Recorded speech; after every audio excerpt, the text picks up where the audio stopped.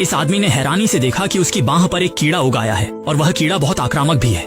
लाओ माई ने जल्दी से पट्टी खोली, पर डर के मारे चेहरा सफेद पड़ गया। उस पर सिर्फ एक नहीं बल्कि बहुत सारे घिनौने कीड़े थे। उसे लगा ये परजीवी बीजाणु है, इसलिए चिमट्टी से उन्हें निकालने लगा, पर उसे अंदाजा नहीं था कि अंदर और भी डरावना जीव छिपा है।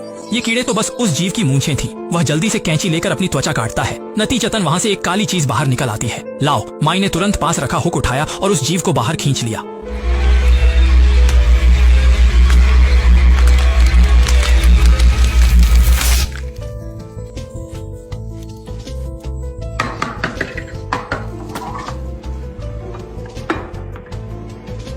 यह चीज देखने में किसी पौधे के फल जैसी लग रही थी। क्या यह कोई नई प्रजाति है? लाओ माई की जिज्ञासा बढ़ी। उसने अपने विश्वविद्यालय के दोस्त से संपर्क किया प्रजाति जानने, लेकिन उसके दोस्त ने बताया कि यह जीव पौधा नहीं बल्कि मांसाहारी जानवर है, जो देखने में पौधे के फल जैसी लगती है, मांस खाना पसंद करती है।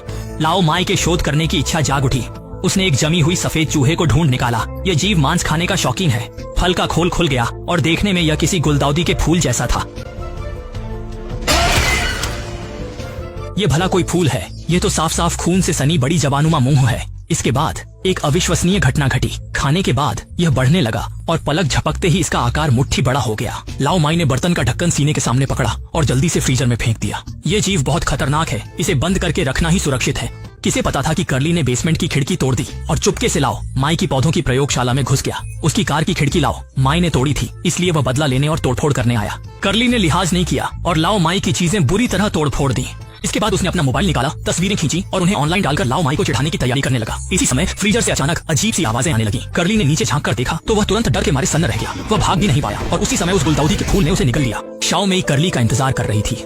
जब उसने देखा कि वह देर तक बाहर नहीं आया तो वह भी खिड़की से अंदर चली गई, लेकिन उसे वहाँ बिखरा हुआ प्रयोगशाला कमरा मिला। कर्ली पता नहीं चला। जैसे ही वह तलाश कर रही थी, एक काली सी हाथ उसकी ओर बढ़ी। ध्यान से देखने पर पता चला कि वह एक भयानक डरावना राक्षस था। शाओ मेई डर के मारे चीखने लगी। डेविन ने चीख सुनी और घर की ओर दौड़ा। वह पहुंचा, उसका सामना राक्षस से हो गया। राक्षस में ताकत थी। उसने धक्का दिया और डेविन को जमीन पर गिरा दिया। जब शाओ मेई की आंख खुली तो वह जुआनमाओ के घर के गैराज में पाई। वह राक्षस उसके पास था। उसने शाओ मेई को नुकसान पहुंचाने की कोशिश नहीं की।